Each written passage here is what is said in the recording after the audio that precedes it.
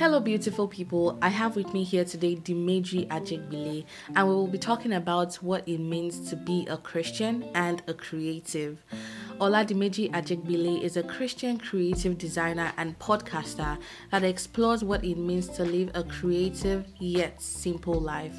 Dimeji hosts the Simple Creative podcast and he co-hosts Beyond the Metrics.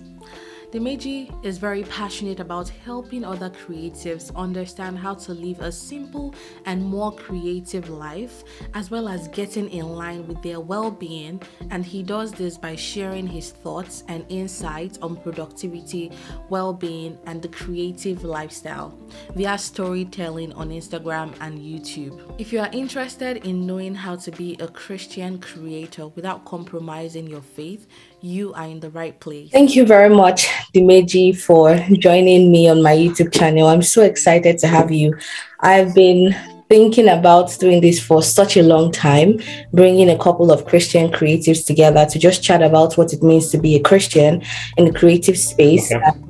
I'm very, very happy to have you here. Thank you for coming. I'm glad to be here also. Thank you. Okay. Dimeji and I go way back, and Dimeji, before we get to the video, Dimeji has been very instrumental, in helping me with my YouTube channel, helping me with pretty much life advice and anything. I'm just always messaging Dimeji, and he's always helpful, and he's always responded effectively in the past. So thank you very much, Dimeji. Went to a friend's house, I think last month, and we're just chatting about Instagram, and then your name came up. I was like, oh, do you know Dimeji? And he said, yes, oh, I know Dimeji. And we had to be sure we're talking about the same Dimeji. And it was like, are you sure is Dimeji? I said, yes, Dimeji, Christian creative. I said, yes, we are talking about this. So I guess it was just that after the Christian creative, he also spoke about your work. He likes how clear your videos are. He likes what you do. And, we spoke about the content that you create. But the first thing he said that was able to distinguish you or bring you out was the fact that you are a Christian creative. So my first question is, was this intentional? Like, before you started creating content, did you set out to be a Christian creative, or was it just as you started creating content, the Christian part of you or your faith just started showing in the type of content that you created? My whole creative journey, it started from church, There was this very strong tie with, working in church media and a few other departments in church then. So as much as it was, a creative lifestyle, while I was growing up, I always understood that God is the very first creative being, right? He created things. That was the first act that they recorded of him. Mm-hmm. And it just showed me that for anything to be creative, it has to be from God. Mm. So when my own journey started as a creative, I was very quick not to disconnect them, because there was no point calling myself I'm a creative and then I'm also a Christian. Like, one actually birthed the other, so they have to go together. But I didn't really realize this until I started working for churches. Not work per se, but I started serving in churches, and I realized that one of the ways my gift can actually get better is if I use it to serve. Okay. And that was one thing God taught me at that particular time, or that phase of my life. So when I went through that particular year, so it was 2014, I did free designs for my church for 1 year. Mm-hmm. And after going through that process, I learned so much about submission, about relationships, about communication with people. Mm-hmm. And if I had not gone through that phase, I'm sure the Dimeji that people are talking about today wouldn't be here. So, I started out not just as a creative, but one that wanted to just show my work and also show Christ in it. Because I know that I'm the kind of person that I've always said it, I don't want to be a pastor. Mm. But then there's also one part in Isaiah that said we are all, I think, is this servants of God or something?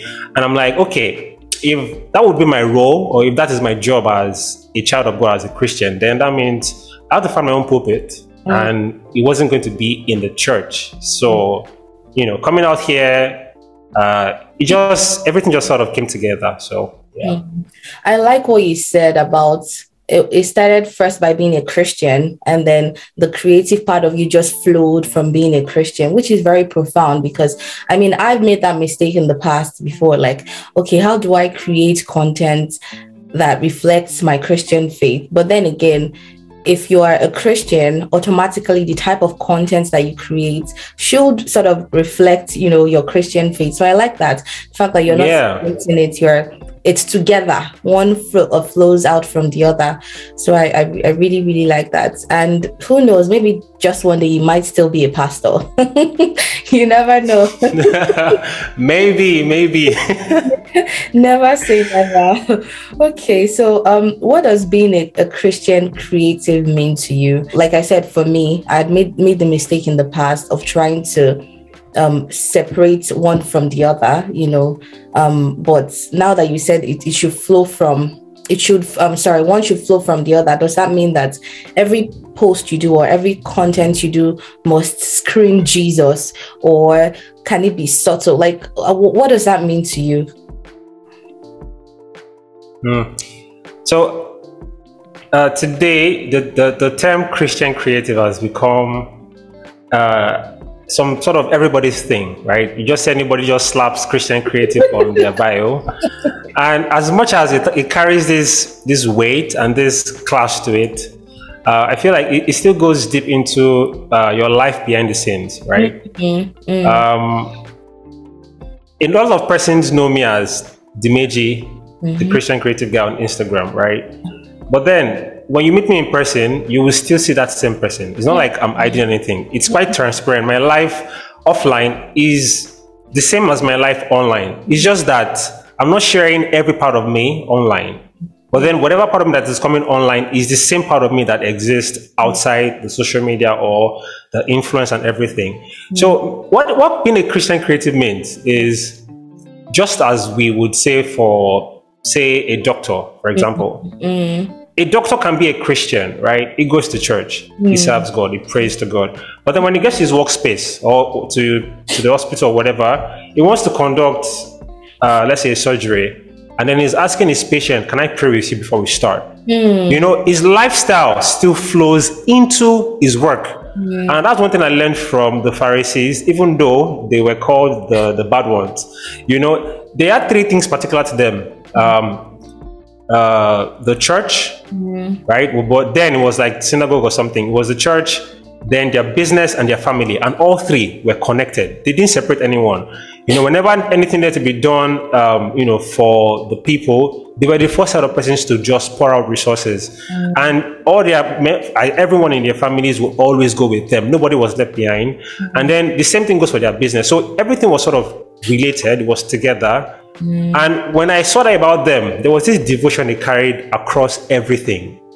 Even though they were just religious, right? There was this devotion they carried across everything, and that made them prosper. If you check, the Pharisees were one of the most successful in the land. Yes. Because they understood that you cannot separate, like you can't break your life into segments. It has to be one awesome thing. And learning that made me just say that, you know what? My life has to be the same all around.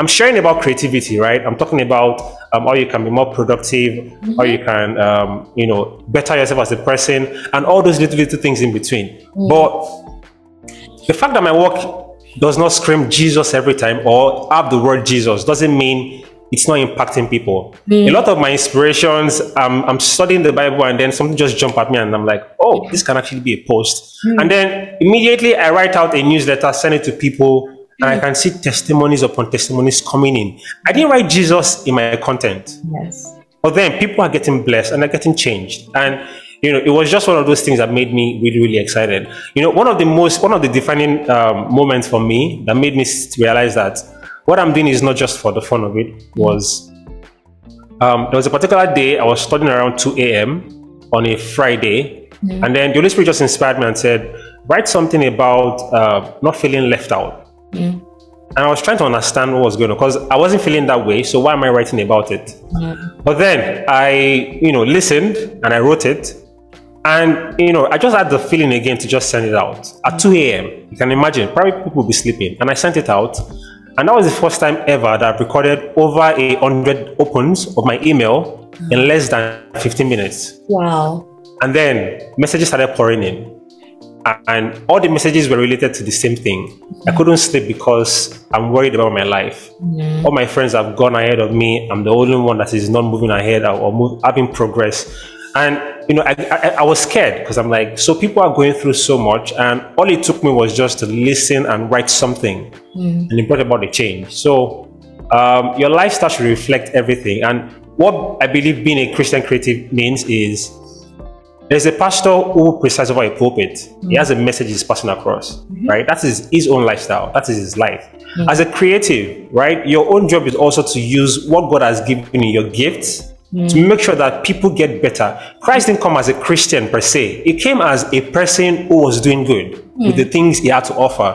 And that was how, he was able to win everybody over. So you have gifts. Yes, use it for good, Eventually, when people ask you, how did you do that? And you tell them, well, it's because I have faith in God. You won them over as well. But, just having that tag without leading the life, I don't know. It's just not worth it. Dimeji, you said a lot of profound things.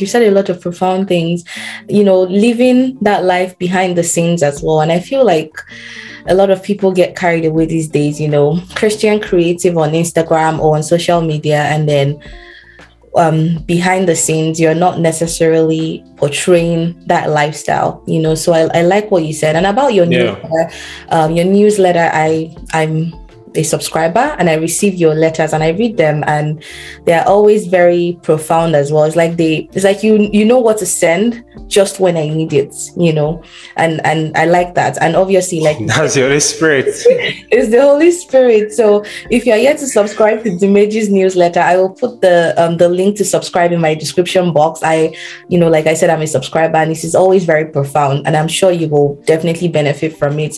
So you said something about getting inspired by the Holy Spirit. For all the content that you create, is it usually the Holy Spirit that inspires your content? How do you come up with content? Because it's like, Dimeji, I feel like you're like a well that never runs dry. You constantly have content for days that people can relate to. And again, I know several people who know you, and when they speak about you, oh, Dimeji, he creates content that people can relate to. He creates whatever he does, I see myself doing that. Totally relatable. I feel like your tag name should be relatable. So how do you come up with content that people can relate to? And so to a great extent, my content, I sort of break them down into different parts because I'm someone who wears many caps. Today I can be, all about productivity. Tomorrow it can be wellness and, lifestyle. And, who knows, some other days might be faith. But then one thing I realized is that there is just one me. And from me, there's a lot of things that, covers up the whole of Dimeji, right?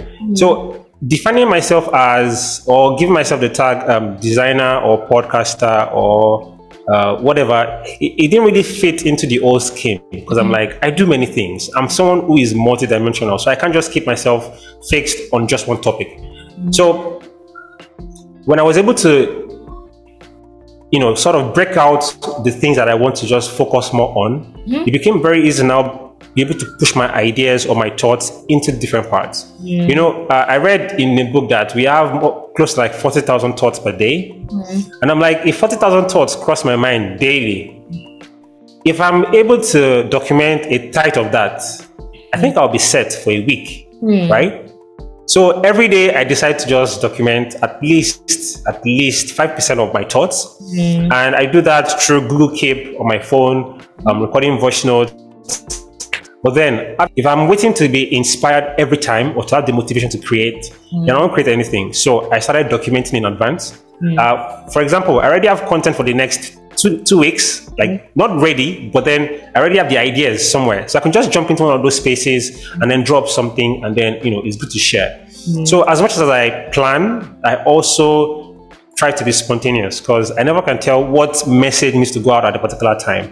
Now, I said 80% of my content comes from when I'm having my own personal time, whether I'm studying the Bible, praying, I'm just reading a book or meditating, right? And then the remaining ones come from my experiences that I've had in the past or things I'm going through at the moment. You know, we are like a compendium of experiences and thoughts. So things that has happened to you in the past, it can be a lesson for someone else, you know, today. So I just reminisce on things I've experienced in the past, what I'm going through, what I'm enjoying right now, and it becomes something I can share with someone.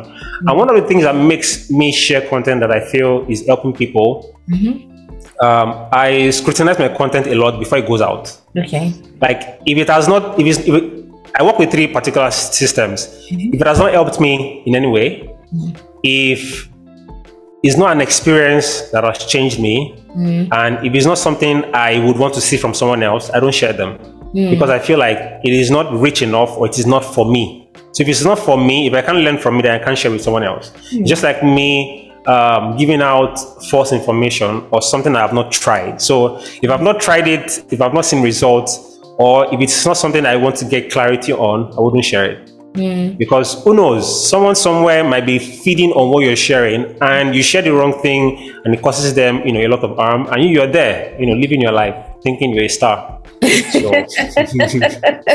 Oh my, I'm learning so much from you. You know, the first thing I learned from what you just said is you don't have to box yourself into one particular thing. And I know we had this conversation in the past about how I was trying to, like, I have several interests, just like any other person as well. Like you're interested, you might be interested in cooking, football, and so many other things. And, you know, sometimes, let's say you've started out doing one particular thing and people already know you for that thing, and that was the challenge I was having. Like, how do I get out from that space and incorporate other things that I'm also interested in, you know, into what I'm currently doing? And, you know, you've explained that you don't have to box yourself into one space. You are you, and you have different interests, and it's okay to, you know, to combine all of those interests, and that's very interesting that you mentioned that. I'm learning a lot. I know this is supposed to be for other people, but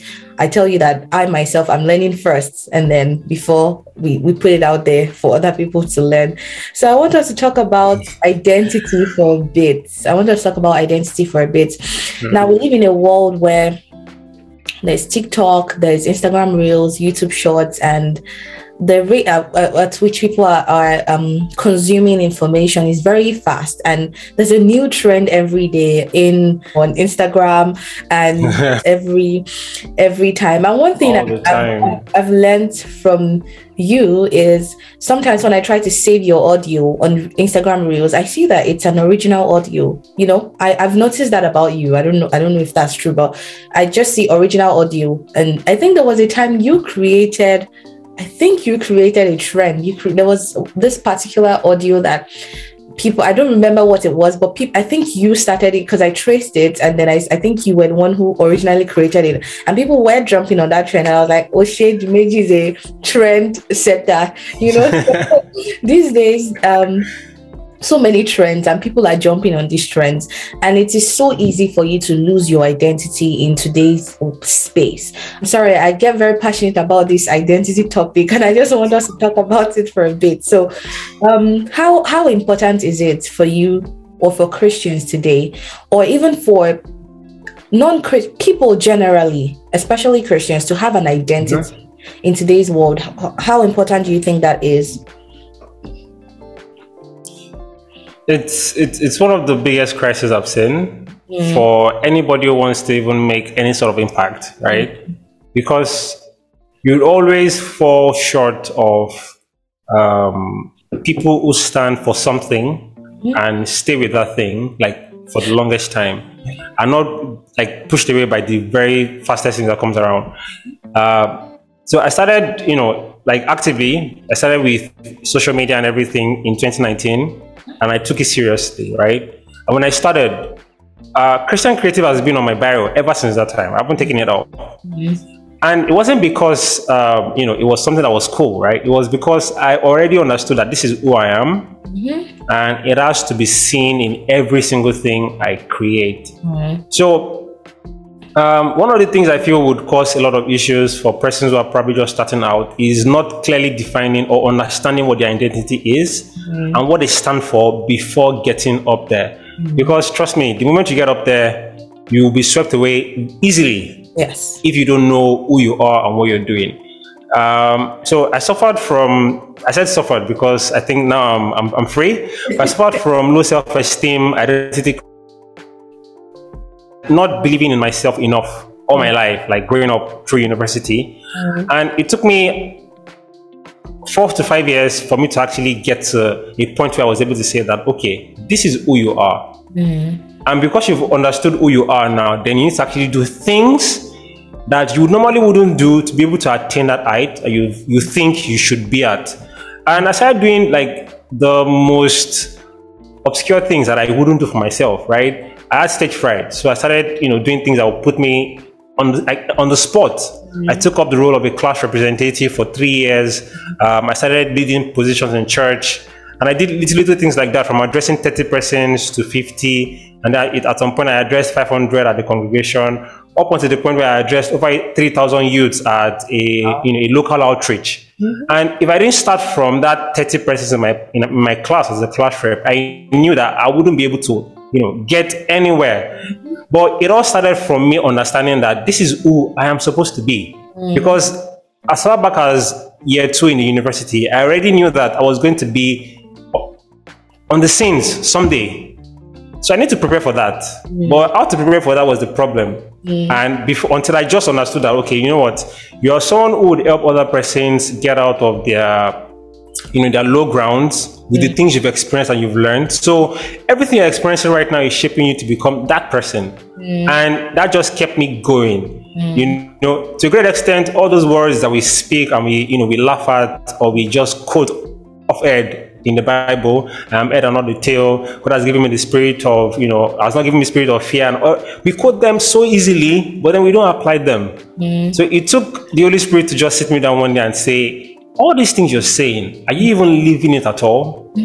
And it was a gradual process, it was like God was holding me by the hand, showing me the things that I need to work on. Sometimes it would be through friends, sometimes it would be through my parents, or through experiences or things I just encountered all of a sudden. And until I was able to, see that, look, you can't keep hiding behind Christian.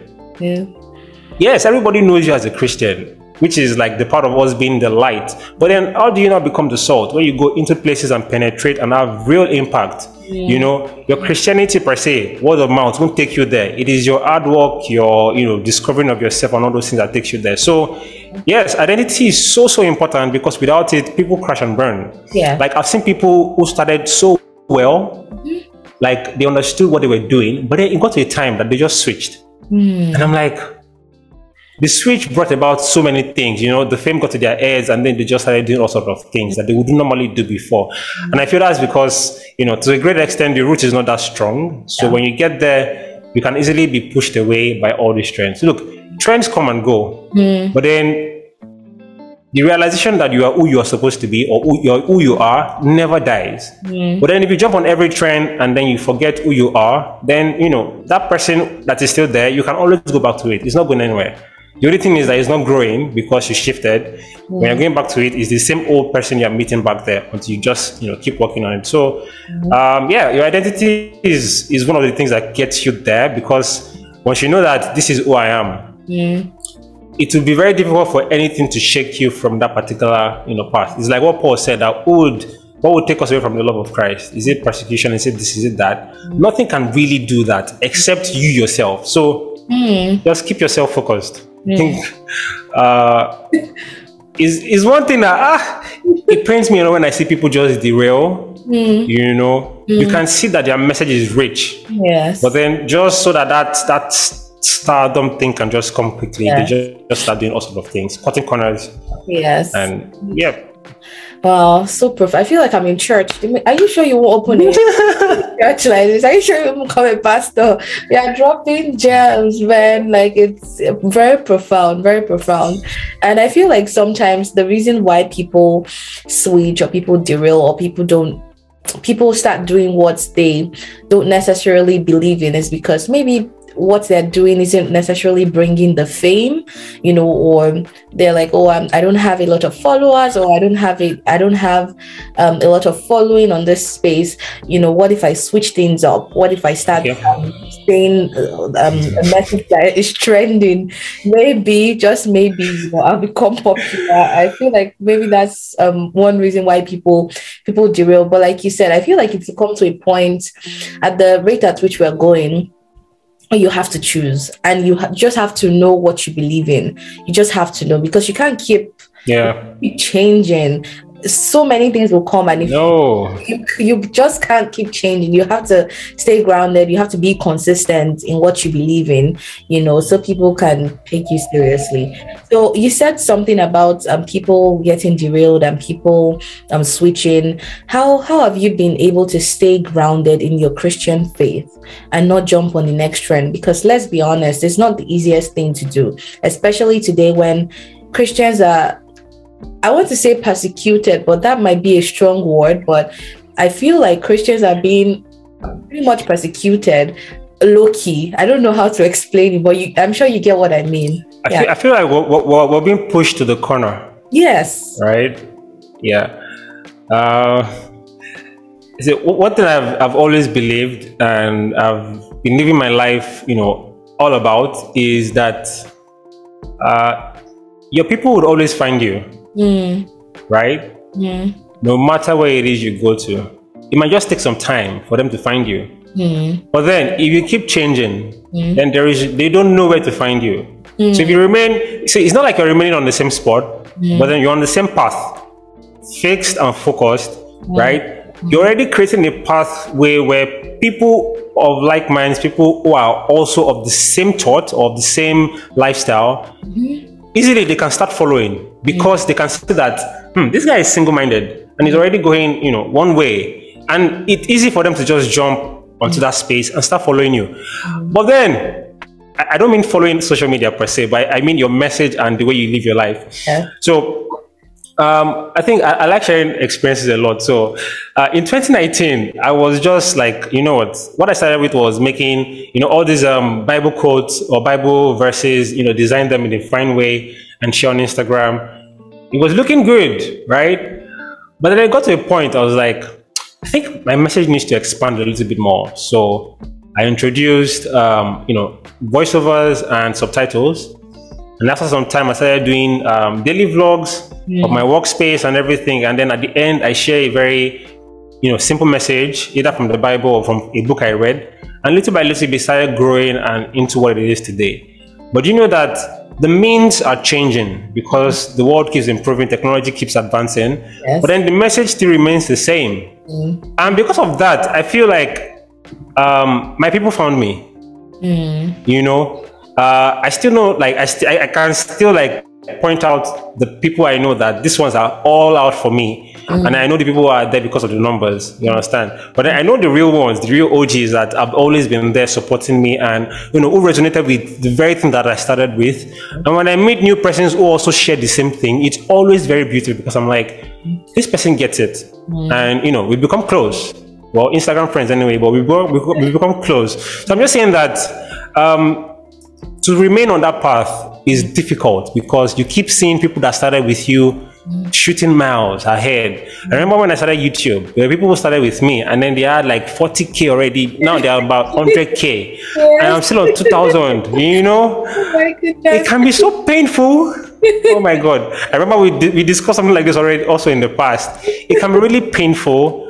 But then oftentimes I just remember three things, actually. I remember three things. Number one is what made me start. Number two is the place of what I do in the lives of others. And then the third thing, the testimonies of other persons who have been helped or changed by the things I do. Like I keep a folder on my laptop where I just, keep the positive feedback. Wow. You know, for times when I feel discouraged or I don't want to create, looking at what they've said, I'm like, and I can't give up now. You know?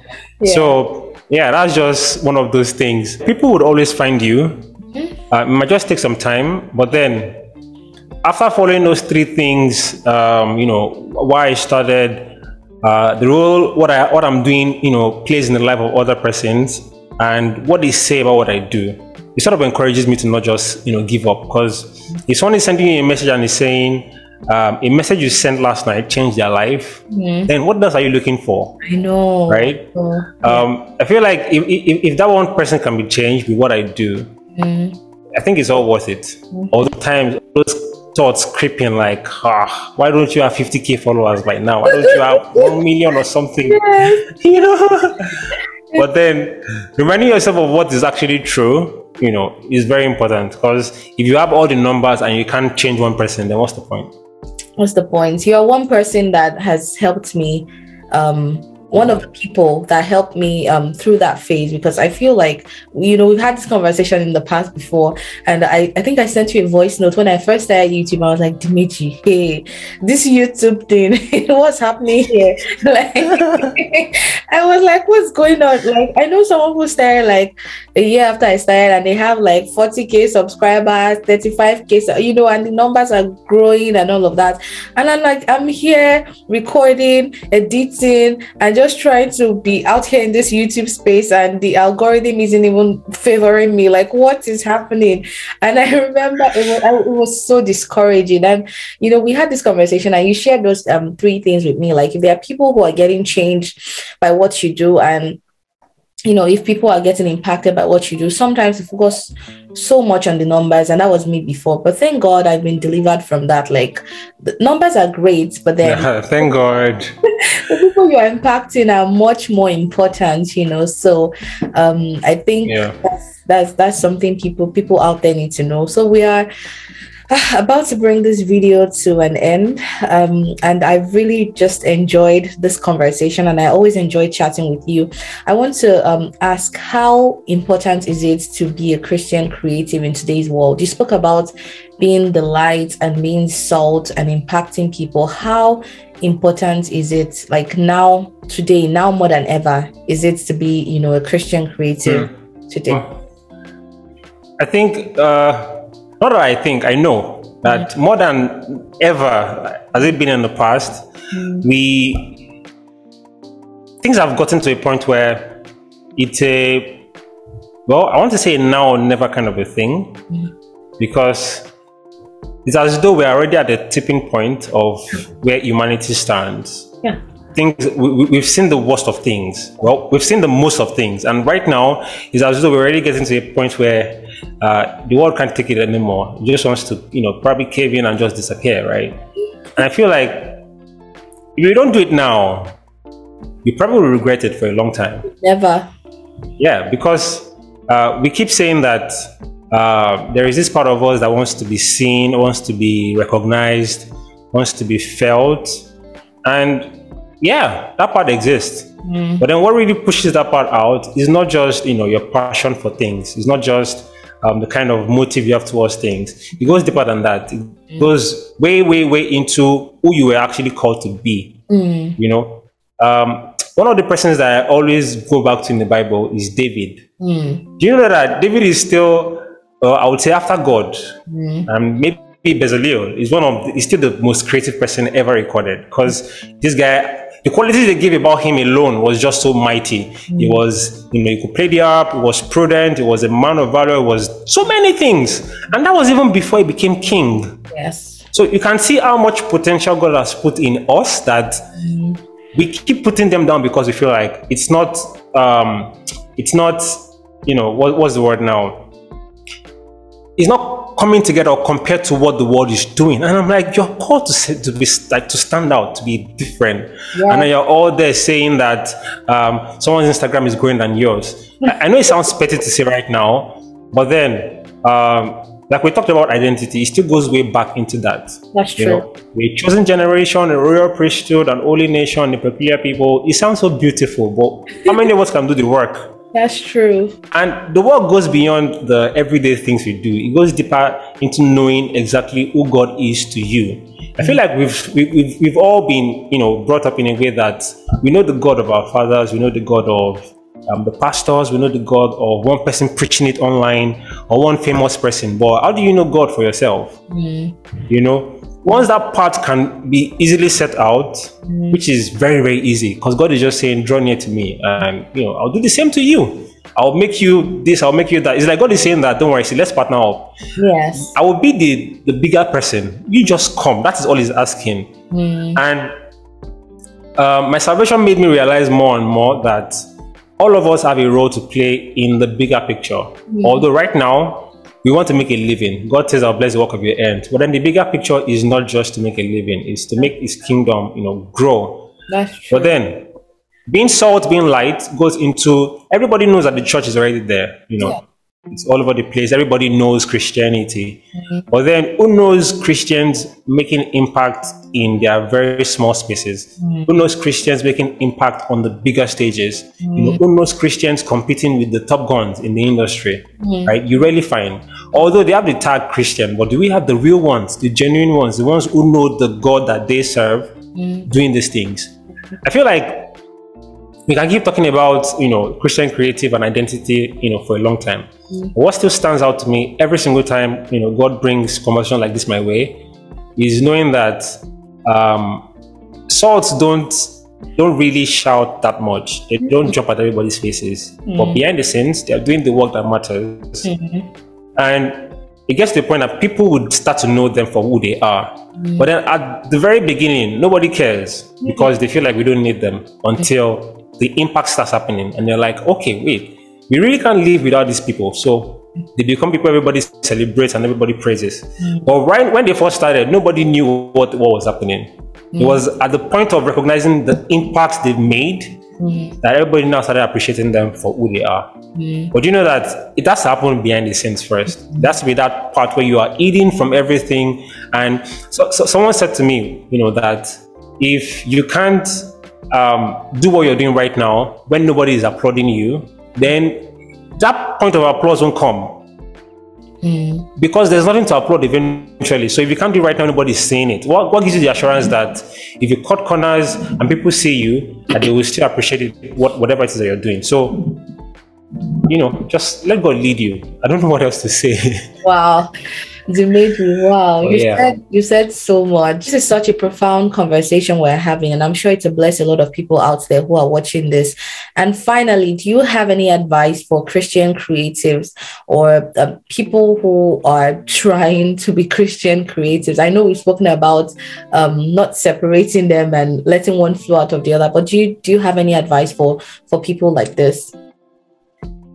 I would say, our everyday slang here in Nigeria, carry it on your head, let people know that this is who you are. Because when they do, your people will find you. That's the thing. Like, do you know, there's this lady, Ariel Patrick's, I'm not sure if that's her name. She makes, skits like this with our angel and God, right?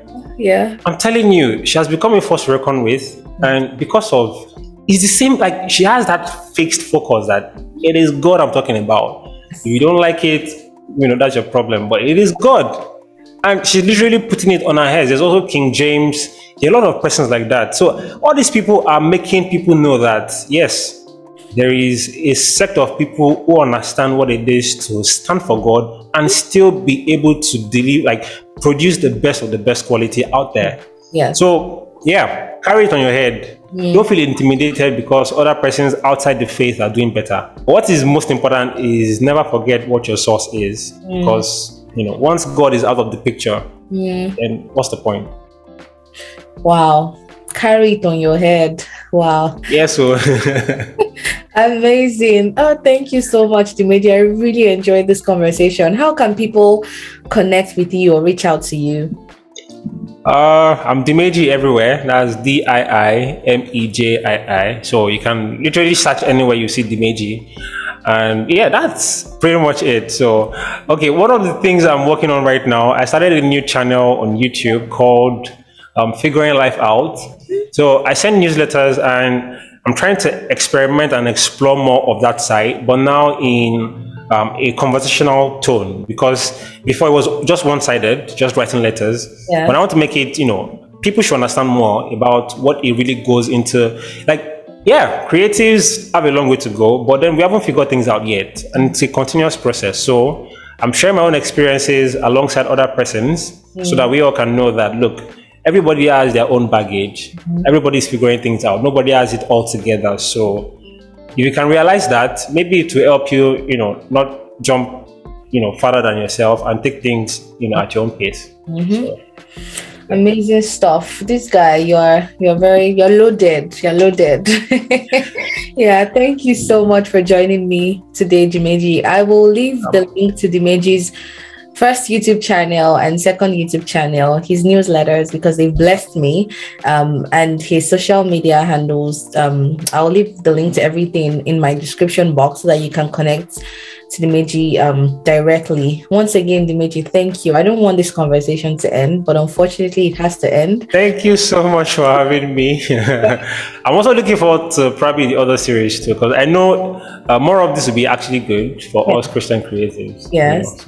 Yes, looking forward to collaborating. I've been speaking with other people as well, looking forward to doing more collaborations. Thank you very much and have a wonderful day. Bye-bye.